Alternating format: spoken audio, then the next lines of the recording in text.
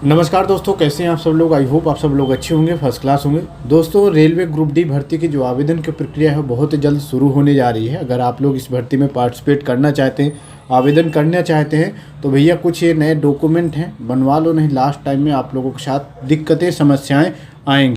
आज की इस वीडियो में उसी के बारे में मैं आप लोगों को डिटेल से सारी चीज़ें बताऊंगा। सो प्लीज़ आप लोग इस वीडियो को एंड तक ज़रूर देखना।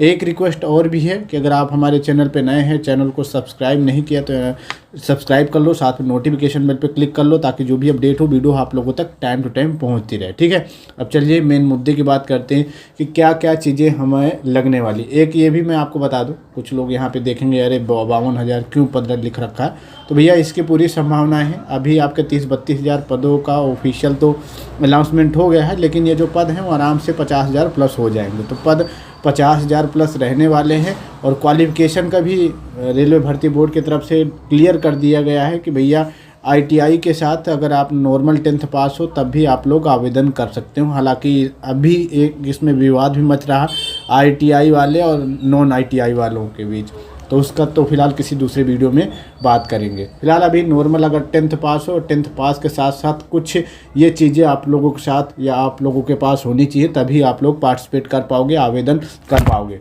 तो देखो भैया, आज के डेट में आप लोगों को ऑनलाइन आवेदन करना होता है और किसी भर्ती में आपको आवेदन करना है तो उसके लिए आप लोगों के पास एक्टिव मोबाइल नंबर और एक्टिव ईमेल ID होनी ही चाहिए। ये दो चीज़ें ज़रूरी होती हैं, क्योंकि आगे की जो भी चीज़ें होती है, चाहे वो आपका एडमिट कार्ड हो या फिर आगे की ज्वाइनिंग तक की सारी चीज़ें इसी ईमेल के माध्यम से या फिर इसी नंबर के माध्यम से आप लोगों को अपडेट मिलती है। तो ये आपके लिए आपके पास होना चाहिए अगर आप लोग ग्रुप डी में आवेदन करने चाहते हो। तो एक एक्टिव मोबाइल नंबर जो आपके पास है उसे रेडी रखो। एक्टिव एक ईमेल ID जो गांव वगैरह में रहते हैं तो उनके पास कई बार नहीं होती, बाकी तो आज के डेट में सबके पास स्मार्टफोन और ईमेल ID होती है।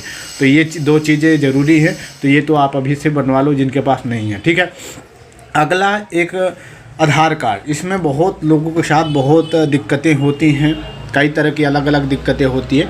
एक तो ये भैया आधार कार्ड ज़रूरी है, सभी के पास होगा ही होगा, लेकिन जिनके पास भी होगा उसमें आप लोग एक बार देख लेना टाइम निकाल करके कि आपके आधार कार्ड में आपके जो मार्कशीट है या फिर आपके जो डॉक्यूमेंट हैं अदर, लाइक अगर आपके 10th का सर्टिफिकेट है उसमें DOB बरोबर सेम टू सेम है या नहीं है, या फिर आपके नाम दोनों सेम है या नहीं है। अगर ऐसा कुछ है तो भैया अभी करेक्शन करा लेना, 15-20 दिन में करेक्शन हो जाएगा। अदरवाइज़ फिर लास्ट में आप लोगों को दिक्कतें होंगी। कई बार आवेदन हो जाते हैं, एडमिट कार्ड आ जाता है तो एग्ज़ाम में मतलब एग्ज़ाम सेंटर में नहीं घुसने दिया जाता, अलग अलग मिसमैच होता है। तो ये देख लो आपके पास जो आधार कार्ड है उसमें जो DOB है, अपने पापा का नाम है या आपका नाम है, वो सेम टू सेम बरोबर है या नहीं है। अगर मिसमैच हो रखा है, उल्टा सीधा हो रखा है, तो उसे अभी करेक्शन करवा लो। 30 मतलब कि 15-20 दिन में हो जाएगा। 23 तारीख से आप लोगों के इसके आवेदन शुरू होंगे। ठीक है, उसके बाद आपके पास जो आधार कार्ड है वो प्रिंट आउट वाला नहीं होना चाहिए। आपके पास जो आधार कार्ड है वो डाक सेवा या डाक द्वारा जो आता है वो वाला होना चाहिए। और आगे आपका एग्ज़ाम सेंटर में भी ओरिजिनल वाला लगेगा, डॉक्यूमेंट मतलब कि प्रिंट आउट वगैरह वाला नहीं लगेगा। ठीक है, तो ये चीज़ आप लोगों को ध्यान देना है आधार कार्ड। आगे बढ़ने से पहले आज हम बात करने वाले हैं रेलवे ग्रुप डी के लिए बेस्ट बुक के बारे में, जो कि आपकी चक्षु प्रकाशन की है। दोस्तों, अगर आप लोग रेलवे ग्रुप डी की एग्जाम की तैयारी शुरू कर दिया है या फिर इंतजार में है तो आप लोग चक्षु प्रकाशन की इस बुक से अपनी तैयारी शुरू कर सकते हैं। इस बुक में आपके लेटेस्ट पैटर्न के अकॉर्डिंग सारी चीजें मिल जाएंगी, वो चाहे आपका प्रीवियस ईयर का क्वेश्चन पेपर हो या फिर बहुविकल्पी प्रश्न, सारी चीजें लेटेस्ट पैटर्न के अकॉर्डिंग मिल जाएंगे।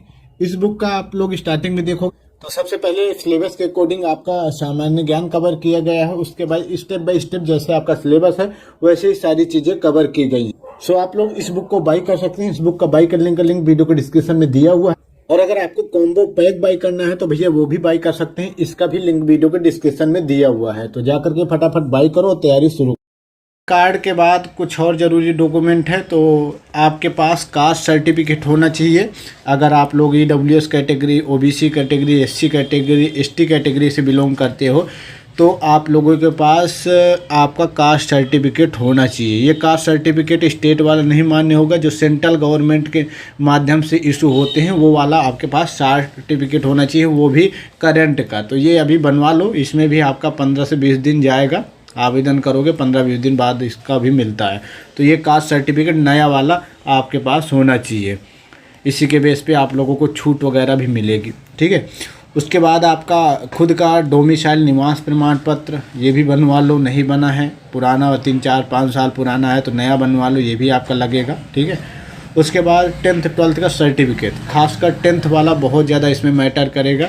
अगर आपके पास 10th का सर्टिफिकेट में कुछ दिक्कतें हैं, नाम वगैरह उल्टा सीधा हो रखा है या कुछ भी गड़बड़ है, तो ये अभी करेक्शन वगैरह बोर्ड में जा कर के करवा लो। 10th के मार्कशीट के या फिर 10th के सर्टिफिकेट के बेस पे ही आगे आप लोगों की सारी चीज़ें होंगी। लाइक आपका DV भी होगा, डॉक्यूमेंट वेरिफिकेशन होगा, तो उसकी प्योरिटी 10th मार्कशीट के बेस पे ही होगा। आपका जो एज काउंट की जाएगी वो आपके 10th के सर्टिफिकेट बेस पे ही की जाएगी। तो ये आप लोग सही करवा लो अगर कोई दिक्कत है, अदरवाइज अगर है तो देख लो बरोबर है या नहीं है, ठीक है। उसके बाद आपके पास लेटेस्ट पासपोर्ट साइज़ की फ़ोटो कलरफुल बनवा लेना, बढ़िया सा बनवा लेना, और ये कम से कम 20 से 25 फ़ोटो खिंचवा लेना। 50-60 रुपए की खींची जाएंगी, आप अपने अगल बगल कहीं पर भी खींचती हो तो वहाँ खिंचवा लेना। 2-4 दिन का टाइम लेते हैं और आराम से वो 10 से 20 फ़ोटो निकाल देते 50-60 रुपए में। तो ये करंट पासपोर्ट साइज़ की फ़ोटो निकलवा लेना, सही तरीके की निकलवाना, क्योंकि आगे भी आकर जब एग्ज़ाम वगैरह होगी तो ये फ़ोटो वगैरह ये लगते हैं, देखे जाएंगे। तो ये करंट वाले फ़ोटो जिनमें आप DOB डेट मतलब कि जब फ़ोटो क्लिक हुई हो तो उसका ऊपर डेट भी मेंशन करवा लेना, क्योंकि रेलवे में यही DOB डेट वाले आपके फ़ोटो कई बार मांग लेता है, तो ये भी मेंशन करवा लेना। उसके बाद अगला आपके पास, अगर आपके पास ITI का सर्टिफिकेट है, नॉर्मल 10th पास तो भर्ती हो रही है, लेकिन अगर आपके पास ITI का सर्टिफिकेट है तो देखो अभी ये क्लियर नहीं कि किस किस पोस्ट में ITI लगेगी, लेकिन है तो इसे भी रेडी करवा लो, देख लो सब बरोबर है या नहीं है। तो इसके लिए अभी पोस्ट क्लियर नहीं किस में लगेगी। तो यही कुछ ज़रूरी डॉक्यूमेंट है जिन्हें आप लोग बनवा लो। आपके जो आवेदन शुरू होंगे तो इन्हीं बेस पे या फिर इन्हीं के माध्यम से आप लोगों को आवेदन करना होगा। फ़ोटो वगैरह सब बहुत बराबर ढंग से खिंचवाना और फॉर्म भरना, तब उसके लिए भी आप लोग सावधान रहना, क्योंकि कई बार फ़ोटो सही से नहीं होती तो फिर उसके चलते भी कई बार आप लोगों का जो फॉर्म है वो निरस्त हो जाता है। बाकी जो आपके आवेदन हैं वो 23 तारीख से शुरू हो रहे हैं, 23 जनवरी से। शॉर्ट नोटिस ऑलरेडी आ ही चुका है, डिटेल वाला नोटिफिकेशन जल्द आ जाएगा। इस बार आपको आयुष्मान में 3 साल की छूट मिल रही है, तो इसलिए एक बार और बढ़िया मौका है। आगे पता नहीं मिलता है या नहीं मिलता, लेकिन इस बार आपकी जो एज है वो 18 से 36 साल रहने वाली है।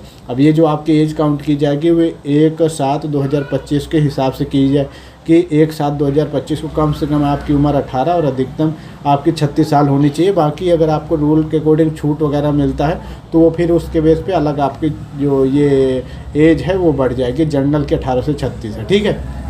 यही चीज़ें हैं।